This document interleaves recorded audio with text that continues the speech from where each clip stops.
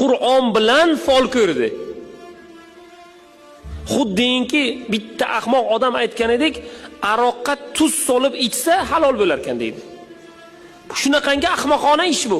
Qur'on bilan deydi bizga fol ko'rdi deydi. Birodar, fol ko'rilmaydi bu. Folni Qur'on bilan ko'radimi, hadis bilan ko'radimi?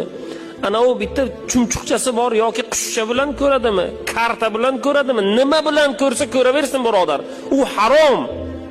Uni qilayotgan ishi harom, uni oldiga borish harom, uni yegani harom, uni oldiga navbat kutayotganlar harom, ular kofir. Ularni oldiga borib kelib gapiga ishonmasa, mana bir borib fol ochtirib kelamiz, lekin biz ishonmaymiz. Diyotganlarni 40 yillik ibodatini Alloh taolo nomai amaldan o'chirib tashlaydi. Boryapti mana, ishonmayapti, u menga ishonmaydi ham.